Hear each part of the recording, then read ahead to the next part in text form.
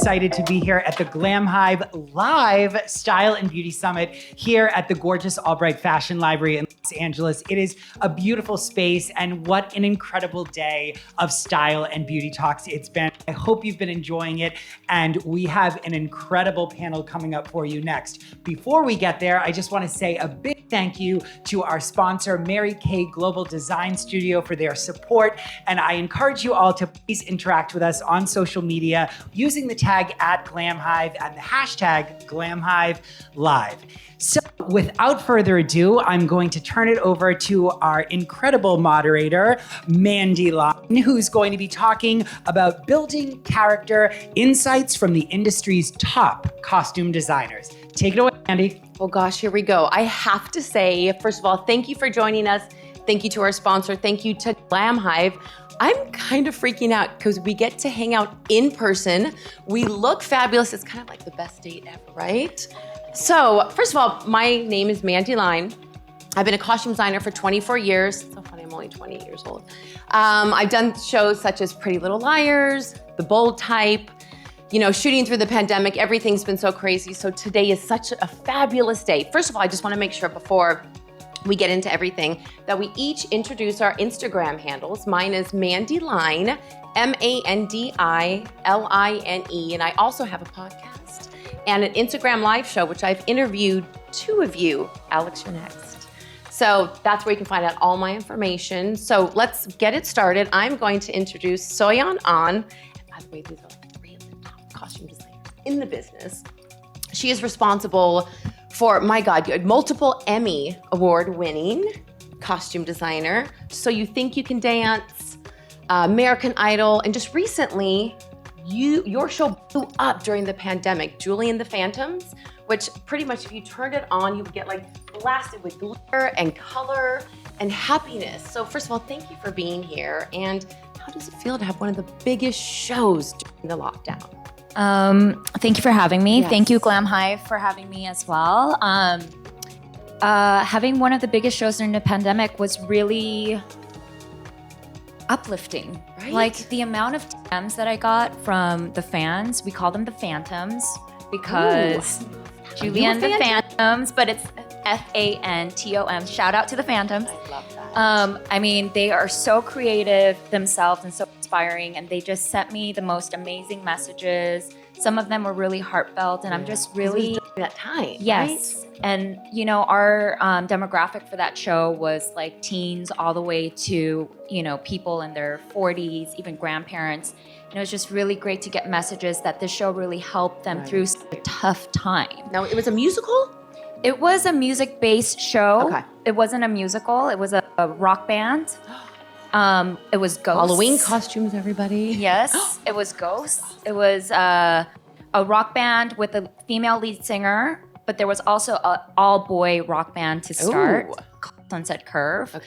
And like think I was I've dated a saying, couple of yes. I usually date rock bands. I mean, they are from a 90s rock band. Or the brothers. 90s was my thing. 90s and 2000 rock Yes. bands. Okay, fine. So yeah, so on this show, I was able to really highlight the 90s trends. How did that come? Like, you're so creative. I mean, just looking at your style, looking at your past work. I mean, the work on So You Think You Can Dance, American Idol, you had to turn things over in minutes. You think that helped you on such a big show like that? 1,000%, Right? especially because, as we all know, some of our shoot schedule changes based on location availability. And the biggest number, which was The Other Side of Hollywood, ended up being the first thing that we were gonna shoot. So I thought I had 2 months to prep. I actually only had 2 weeks. It's like a wedding. They're like, the wedding's gonna be Yes. the first thing. You're just like, what? This is So nuts. I had to pull from my past experience from reality television, where you only get 72 hours to put together an entire episode of like 100 costumes. Well, if you follow her Instagram, you will see she gets down and dirty. I mean, you're gluing stuff at 1 a.m. I mean, you still go back to my your goodness. roots. Yes. So thank God for fashion design school. Yes. So I have background in sewing and crafts and Swarovski crystalling and all of that stuff. So with that background, I can also jump in and also Right. speak the same language, so we can get rid of the fat and cut straight to what it is that I'm looking for. So we were I able like that. to Get rid of the fat and get right on in Right. there. So real quick, because I'm obsessed with your Instagram, like okay, maybe I do stalk all of you. We'll get into that later. What is your Instagram handle? So it's Soyon on, which is spelled Soyonan. I've known her for like 75 years and I'm still like, how do you spell your name? Okay. So Julie and the Phantoms, I mean, your resume is huge. You've got Emmys. I always ask her this question and you never tell me what are you working on right now? Or can you not say it as usual? I still can't say it. God, There's this find thing out called one day. NDAs One day. that we all sign, and the production wants it themselves to be the first ones to put it out on press. Okay, fine. Can So we we're not replace allowed this to with talk about vodka so I can get the Yeah. truth out of her one day? One day it will Last happen. night was your chance. Damn, I missed it. You're right. I was just so involved with everything so beautiful here. I missed that. Well, thank you for that introduction. We're going to get it. I'm going to ask you guys questions about the business because that's what people want to know once we get to know you. We could talk forever about life, but we should go hang out later. Now, Alex Bovaird, did I get that right? That's it. What I was thinking about you is you were the costume designer responsible for millions of people's obsessions with caftans and bags and beach cover-ups. And then you get home and you realize I'm not the 1%. I cannot afford this. White Lotus, costume designing White Lotus. You became a household name that I didn't even know who you were. Your resume is huge and dope, but how did it feel to have a show? I mean, you guys have all had huge shows during this, but I have to say White Lotus was talked about in my demographic more than I think most shows this year. How did that feel? It felt great. Oh, I love that. I mean, sometimes people like trip out on that, but I mean, it's like this rewarding kind of Yeah, sense of absolutely. accomplishment. It was fantastic because you will put everything you have into a show and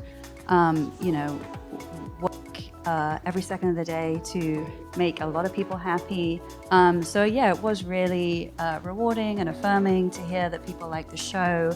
And I just felt really lucky that I had excellent collaborators on that show. And I think it looked great. The performances were great. The direction was fantastic. And I think everyone... The money, her budget was fantastic. No, my budget was not fantastic. Okay, well then in the articles I've been reading about you, I think people assume that's a great point to touch on is you've got $75,000 bracelet, so they assume, oh, she had everything in the world. Oh yeah, well we never have that. I mean, I haven't worked on shows that have that much money, and we certainly didn't have the money to buy those bracelets. We borrowed them. That was my next question. Yeah. You borrowed them, and Yeah. then you had like a guard with... Well, they sent them down from New York. It was a company called Piaget, and we sort of cast around to see what bracelets we might use because we definitely wanted to use real jewelry. Right. These characters were all affluent, but I always feel whenever I'm doing rich people, I certainly don't get the budget that I need. Isn't that funny? It's like you wrote it. Where's the money? Yeah, but that's so why your genius. I have to shop at Nordstrom Rack, Saks Off Fifth, Neiman Last Call. Go through your friend's closets. In order to pull that off. And also we were shooting in a bubble, so we couldn't leave. That's right. I read about that. Were you in a hotel? We were on Maui. We were in a hotel and we couldn't leave. So we had to bring a lot of options just in case we needed to swap something out. So we had enough money, but it wasn't. It's never. It's never enough. You always have to beg, borrow, steal. But we borrowed those bracelets and they sent them down from New York, and they were a big part of the story. So we wanted to make sure we did the real thing and not some fake bracelet. Because people call us out. I'm going to move on to Meredith, but she did Dynasty, one of the biggest fashion shows literally ever on TV. And it's kind of like the fans are so good now. They're like, that's not right. The buckle is wrong. You're like, crap. It is cheap. It is fake. Well, thank you for bringing, so far I've got glamour, during COVID. I've gotten another glamour show. Also, one thing I wanted to tell the viewers, it wasn't just, 40-year-olds. You also nailed it with the younger generation too. I forgot about Meredith says, yes, I love the show. She did. How was that working with, just having to nail it on both ends of the fashion spectrum? It was fun, right? Yeah, it was Younger great. kids, It was great being able to work with people who are, playing 19-year-olds and people who are 60, and just trying to find like a niche style for them within the parameters of they're on holiday and they packed in their suitcase. That's right. What would they have brought? Yeah, That what was would they one have of the main brought? things. And with the girls, we tried to keep it real. I don't think they went out buying things for their Oh, vacation. they look dope. I was looking that up. You got to work with the blonde girl from Euphoria. Mm-hmm. Oh, I love her. Yeah, she's like awesome. perfect. Yeah, I love she's her. beautiful. It's not hard to and dress. She was really game to wear whatever we, selected for her, and that's half the battle sometimes. I is think having Heidi a- Bivens, who did Euphoria, probably helped train her. The outfits, she's probably like, I'm going to wear, okay. This is my closet. Well, thank you for bringing us that glamour. You're welcome. Now, Meredith, I'm going to pretend that we don't talk every single day, that I don't know everything about our life. Like when I started, those are new shoes. Where'd you get those? Thank you for being here. I get to actually see you in person.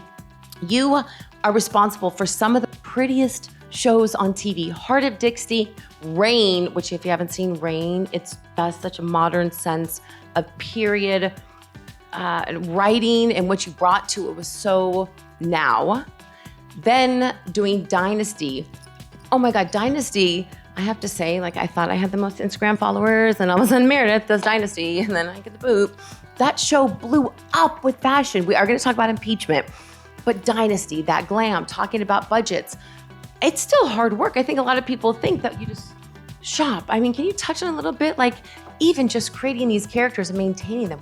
What did Dynasty look like? I mean, it's really funny because listening to Alex, how she used real bracelets. I remember on episode 3, I think it was, we had a diamond necklace that was stolen, right off of By the way, Crystal she talks like Carrington. Dynasty, which Oh, I yeah. love it. And I was like, well, it has to be real. I'm only using real. And it turned into such a nightmare with like continuity and the guards and like. So you did use real? Oh, for one episode. And then I thought, Forget it. there's no way I'm doing this again. Although Tiffany's in the beginning was really supportive of us and sent us include a gold Elsa Peretti cuff, which I was like, How can I do buy I- this wholesale? what- They're like, sure, for $10,000. Wholesale, exactly. you know? What does that look like? So no, but it was a journey getting everything in, and we were in Atlanta, which is wonderful. I love Atlanta, but it's not exactly like the fashion mecca of the United States.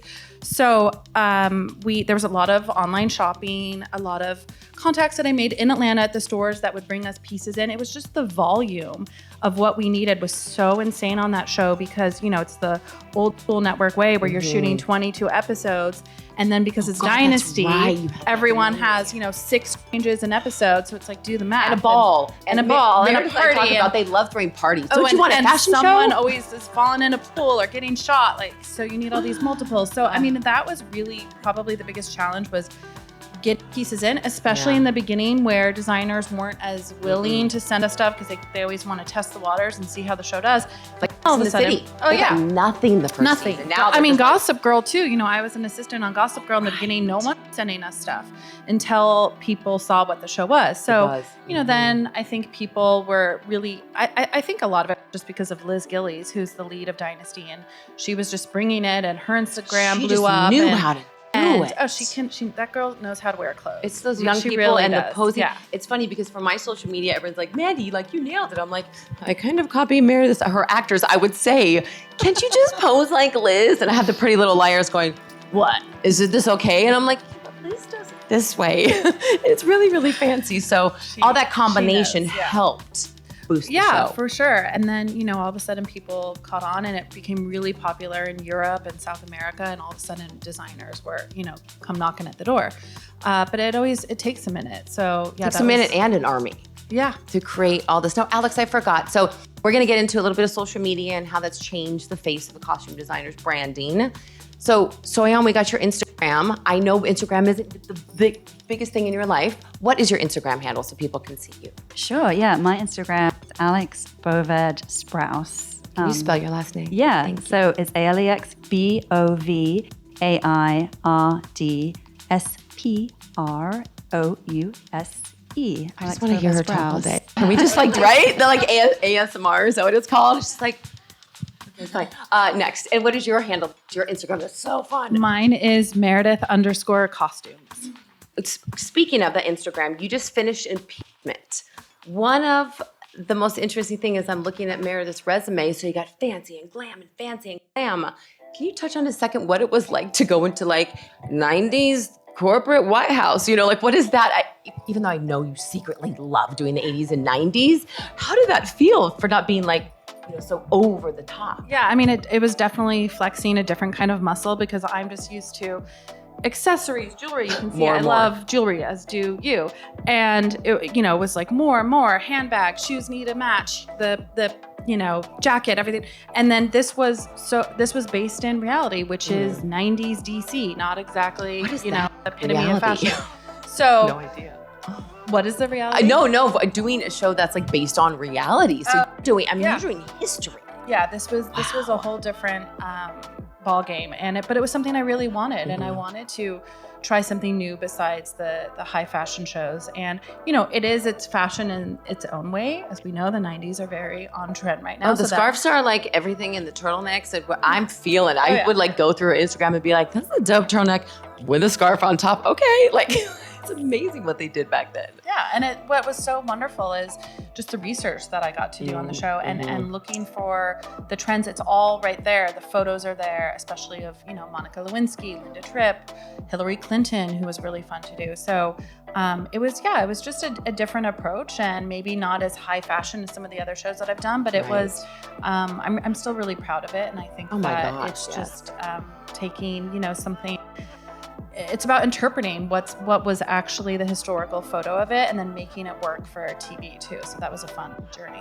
It's kind of funny to think that 90s is kind of period now. Oh God, I can't even hear when people say that. Like, I'm like, wait a second, what? Someone like, said the other day, because I want my new tattoo is in sync.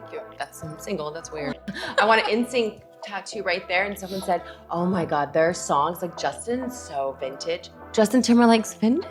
I can't. it's part of NSYNC. When he was in NSYNC, right? Vintage. Best boy band ever, but we can talk right. about that later forever. Speaking about, you know, you talked about research. You still had to research real people. You have to stay on top of like what's young. So hearing all those points, I think that's going to lead me to my first questions, because Glamhive is based so much on beauty and styling. And styling, you know, stylists do get the cover of Hollywood Reporters. I'm very proud of them for it, but it would be nice if they also did costume designers, because we do kind of pave that way for these actors to get known. If you guys can each answer for me, what do you think is like the top of your head? What is the biggest difference between costume designing and styling? Because if I have one more person call me a stylist, I correct them. Nothing against that, but I don't see those paychecks either. It's a different world, and I think watching this kind of need to know the difference. What would you think? What would you say is the biggest difference, since you've done both?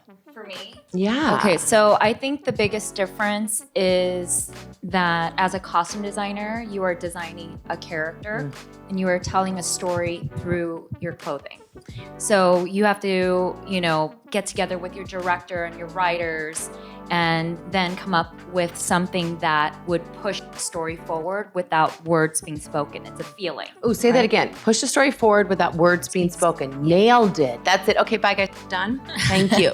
We're out. Exactly. Thank you. I love that. Whereas I feel like styling, it's very current. Like, so for example, with what Meredith did and what Alex did, you know, you, as a costume designer, you bring on to what's going to start trending, because Thank you. when things are on television, it's in everyone's household. And so when you see something, and even what I did with Julie and the Phantoms, I forecasted 90s trends in 2019 and had to sell the network that's what was going to be hot. That's it, is because when it airs too, I think people don't realize that, is that we shoot months and months ahead of time. Or years. You can't just go, the actors be like, but these are in. You're like, they're in now. So we had to create it. We had to make it. Right. We had to find it. It wasn't like, let's go there and there's all the 90s It came stuff. from here. It came from That's here. it. Bottom line. And then in 2020, it became a big boom thing, you know, in terms of style. Right. And so whereas stylists, I think, do what is now. Yeah. And then they shop and you get what is on trend now, and then you create an image, you know, for your clients, red carpet, press junkets, you know. And then I think there is a difference between stylists who do live shows like concerts, but a lot of times, you know, these stylists lean on costume designers to do the live shows. So usually they're either hybrids or they're costume designers. So when I would work with, you know, Katy Perry or just going to drop some names so you know what concerts look like. Yes. So I would come on, as a hybrid stylist, but I was more of a costume designer, designing from scratch. Wait, than I'm sorry. pulling. You worked with Pink? Yeah. Okay, we need to become friends. This is a whole thing I We're put on already my friends. No, we're friends. Oh, you and Pink. Yes. Okay. Do you not see? Hello, I am obsessed with her. This is what the interview is about. I need to be friends with Pink. Okay, so yes, I see that collaboration. And I was thinking, when you're saying all these things, Alex, and the trends that came from that, like people were intoxicated by this, literally this elegant beachwear. And at the same time, that involved research, you know? So in dressing these actors for what people were going to see later on, that kind of touched on, you've got the actor saying, yes, but this is cool, this is in, that's very much styling. You know, did you ever have to, in fittings, explain that this is from research, this is my knowledge, it doesn't ever have to be like, what's right now? Because sometimes that's tough. Yeah, I mean, I was thinking about what Soyon was saying, the difference between styling and costume Right. design. I would say the process is really different as well. So to answer your question, in the fitting, I wasn't pulling from showrooms or, collections of fashion going forward. It's a huge thing that people think we pull from showrooms all the Yeah, time. the process is, pounding the pavement, going to where I imagine these characters do shop. And so that's going to thrift stores, that's going to outlet malls, that's going to the mall, that's going to boutiques, that's, thinking... No stone unturned along your path when you're walking, right? You're like, what is that store? Yeah, and I think just trying to create real wardrobes for them, and in real life, we shop all over the place. We get this from there, and this handed down from so-and-so, and just trying to create a more of an eclectic and real closet for them instead of what is trending or what is going to trend. And you're giving a backstory. I love when you talk about closets, because that's true. You're thinking, why would they shop that? Where would they get that? I mean, speaking to, I think there's an Instagram called Dynasty Closet with people geek out on everything that was worn. So touching on, closets and the difference between stylists and costume design, is there anything that came, besides that they've said everything exactly what I think, is there anything that you can tell the viewers, hey, this is also a big difference too? I think just the longevity of a project is like a huge difference when and I do styling as well. And when I'm styling for a photo shoot, usually it's related to the project I'm working on, or an actress who doesn't have a big fancy stylist yet. They're really short projects. They're, a week max usually, Yeah. And when you're on a show, the past couple shows I've been on is at least 9 or 10 months a season. So just right there is a huge difference of what separates. Do you like the fast? I don't, personally, styling sometimes too fast. We're so used to going fast, but they're like, I have a, red carpet tomorrow. I'm just like, tomorrow? Really? Do you like that fast pace, of the styling? Yeah, I think we're all so used to it. Yeah, that's true. It's like our adrenaline. Just get into it. You find a way to do it. True, but it's tricky. It's just it's trend based, and so much of it about it is finding a designer who's willing to loan. Huge. That turns into a whole thing, and so many of the big stylists have these great contacts with people and make it easier. So I don't know. I like sticking with costume design. You're doing the research, you're building characters, right. You're on a project for 10 months and don't have to worry about anything and else. You do have a closet you start to pull from, your own. Well, and I think the other thing that's different between, costume designers and stylists is, as a costume designer, we know we have to have multiples. We have to have that turnaround. Like if we're shooting the same day for 5 days, you need to have 3 or 4 of the same item. So as a stylist, you can go pull that one single item that the designer has, but then we need 4 or 5. Well, there was so that's not going to happen. Yeah. You know what I mean? And the knowledge of knowing that when you read a script. There was a movie, I'm not going to mention names or anybody, but there was one of my favorite movies, and they were shooting and they hired a stylist, and that's awesome. And she's also like an amazing costume designer. But when they said, let's get the double, after they shot him on camera, not literally shot, just like blood, they had to stop shooting for 2 weeks. It was when I was in the business at the beginning, and they're like, oh my God, you can't pull vintage. And I was like, yeah, I know, because we need doubles and this is going to happen. Of course, that comes with experience. Right when you read a script, people think sometimes like, oh, it's what am I going to shop? What am I going to shop? And you're just like, oh my God, he falls asleep. Then he falls in the water and then they make out. I mean, it's such a different process, right? Like you were talking about making the script come to life. Well, and then I think, you know, every designer has their own approach, you know, and everyone has their own experience and experiences that they bring to the table. So like for me, if I do pull vintage, I know that there's only one of, but I also have really amazing craftsmen and people who are amazing dyers and agers and printers, and then we knock it off. And then so that we have multiples because we need it for the stump or because the if you body like double. it enough, you're like, I'm not going to sacrifice the fact that this is so dope. Let's just cheat it. Yeah. And then when you also work with people that are underage, they can only work 8 hours in the day. So they have to have body doubles before and after. And so we always have to have 2 to 3 extra because also the body double might quit on you. Oh, yeah. And then you need another double because you can't use the same wardrobe on another human being. Oh, there's so many rules. Like- When I was working on Shameless, it was the craziest moment. So you had the bartender, his wife, and the mom. If you know the story, oh my God, the story is amazing. They each had a baby. So each baby that you see on TV has a twin or someone that looks just like them. At one point, there was 6 babies. Each baby needed the double and the triple, and then there was like the sex scene and drinking scene. It was the craziest thing. And Shameless is another good show to talk about. I designed the 5th season. It was one of the hardest shows I've ever done.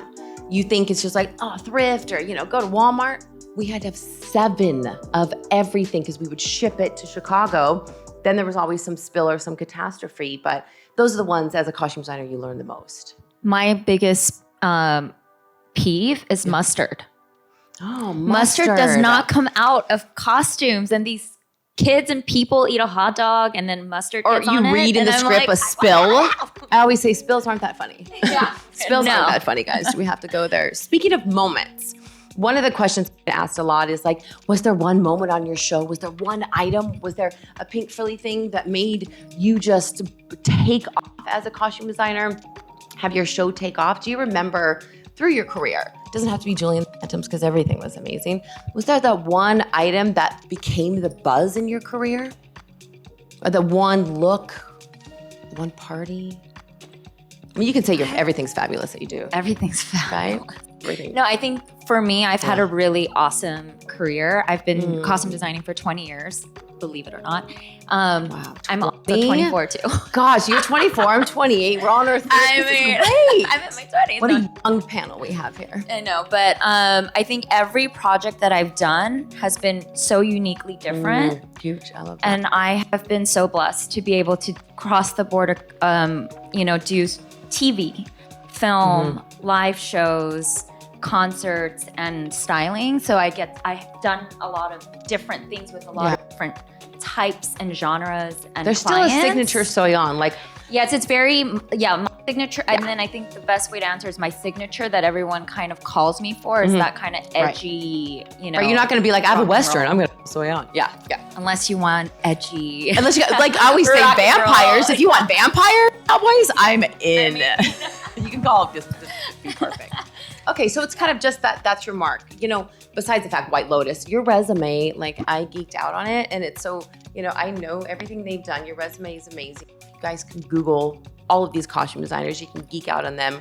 I mean, maybe besides White Lotus, or was there something in White Lotus that was all of a sudden it's like this buzz and your friends were asking you questions about something specific maybe? Well, I think the I'm asked about in my job interviews, for instance, why people interview me tends to be the authenticity that I bring to the project and the characters. There's a film I did called American Honey that every director I've ever interviewed goes wild about, wants to know everything about the film and loves the costume design. And it Visually, I think it and there's Riley Keough wears a Confederate flag bikini, which is very controversial. It's on the right? It's on the cover. It's not on the poster, but it's in a lot of the publicity shots. That's what I saw. And so just making authentic choices for these characters, not judging them for why they did that, but knowing that that's the kind of thing she might wear. Yeah. And selling that too. Yeah, and just like aging everything down, washing it 100 times, trying to get it to look like it's about a band of teenagers who travel across the country and don't wash very much. So, Did you have to have multiples because they did have to wear? Well, we shot that in continuity, so it was a lot easier. Yeah. Have you guys ever shot anything continuity? Never. It was pretty amazing. Yeah. So shoot day one was story day one. Directors, et producers, cetera. right? Everyone. Oh my gosh, yeah. what a Well, gift. it was a road trip movie, So you had to go on the line. yeah. So that was a real advantage in sparing us. And no, we made people wear smelly clothes. And some of we had Shia LaBeouf was in it, and he had no problem wearing. He was just like, I'm dirty anyway. Wearing the Cool. clothes I over and smell. over again. But some of they also cast a lot of inexperienced actors, and they would balk at it a little bit, and I just say, well, Shia does it, so. Isn't it funny? I remember I worked with James Caan once. He's like the old school of the old school, and then you have actors that are just starting out, and they're the ones that are like, yeah, cool, I'll wear it, I'm good, and you're just like, you're the badass. That was so easygoing. New actors, be gentle. We can give you smelly clothes. So yeah, the authenticity. I think that's another good point between styling and costume designing. You really get into it. Watching Mare of Easton, and I interview the costume designer. Watching photos of her as the boss, getting down and dirty and aging. It sounds like you get into that too. Yeah, I love that. I mean, partly it's through the day I want to do something with my hands sometimes, because when you have a big team, you spend a lot of time explaining what you Delegating. want and not doing it. So sometimes I just, grab the steamer or get out on the back of the truck and start aging things because I want to do something tactile. I love that. Oh, that's what I started in the business with an ager and dyer. So when they say, well, I can't get it, I'm like, give me a rag, give me some oil, and give me some dirt. I love getting into that. And then my nails come out, but that's another thing. It was there. I mean, besides, I have to say, I think rain is it was huge, but it's almost like this undiscovered thing. I think if, as a producer or director interviewing, if I saw your work on rain, that would have made me want to interview you. But you've had so many, hype shows. Is there one that kind of really did put you on the mark? I mean, Hart Dixie people still talk about till today. I think rain for sure was that, and also of just being maybe of a trend or something coming out of a show. I think the accessories from Rain, people were really giving those a lot of attention. It's gorgeous. I did a little capsule collection of hair accessories at the time, and that was something. The jewelry was really important to me. I was using a mix of vintage and contemporary and making some. Same with all the headbands, and people were just sending us all these hair accessories, which was really fun. And crowns and tiaras and all of it. So I think that one for me was one that really people started paying attention to. It was getting a lot of press. A lot of people were watching it, but it definitely had its niche audience, which, is neither here nor there. It is what it is. But I think when you're saying of producer watching it, producers didn't watch Rain. Right. I think that I would be the producer that would geek out on your resume, but you're right. In general, that's it not was the young fans, young international fans, and that's kind of been the audience that I feel like have been following my work for the most part. Isn't that cool to see, even on Pretty Little Liars, when Instagram was nothing, when, Facebook was like the big thing, now it's not for the young. The ones that reach out to you from afar, just going, oh my God, I'm going to prom, I'm in Israel and I want to wear this outfit. I remember one time, sorry, Warner Brothers, but I did send an item to this girl who was going to prom, and she loved Hannah's outfit, and I realized it was a belt that I gaffer tape in the back. So seeing her this, I was like, it could fall apart.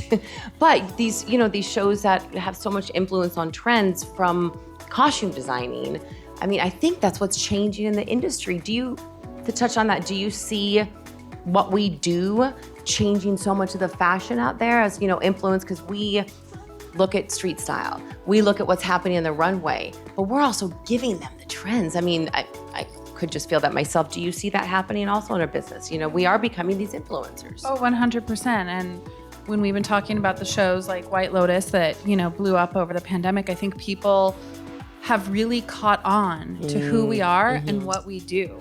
And when you're talking about the difference between styling and costume design, I think people are so much more educated about what that is now, more now than ever, because people know, oh, this is a costume designer who did all the looks for the show. They didn't, I mean, some people think they just actors. I thought that they just shop. I thought rock bands, they just get their own stuff. I thought that before I even knew it was a career choice. Oh, me too. I remember learning what costume design was, and I wrote a paper on it for the Robert Altman film Nashville, and I thought for the first time, someone dressed every single person that you see. I had no idea.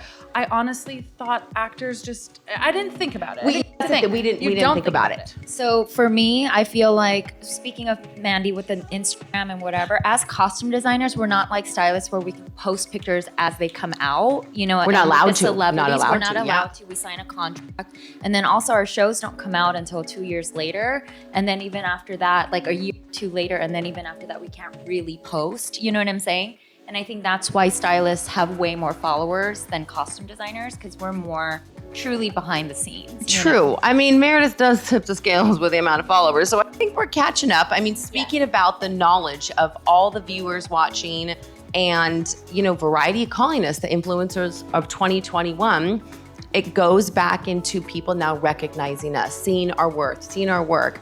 And I think a little bit could be in part to my Instagram live show. I'm gonna take a little bit of credit. I have interviewed 54 different costume designers. Alex, I'm gonna put you on the spot. Will you be my guest?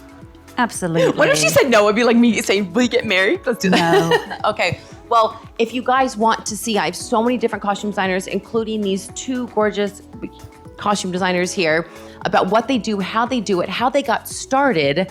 I think that's a perfect, I'm sad to say this, but a perfect part to wrap up on is now that people know who we are, I think it goes back into putting in the work, people doing articles about us now.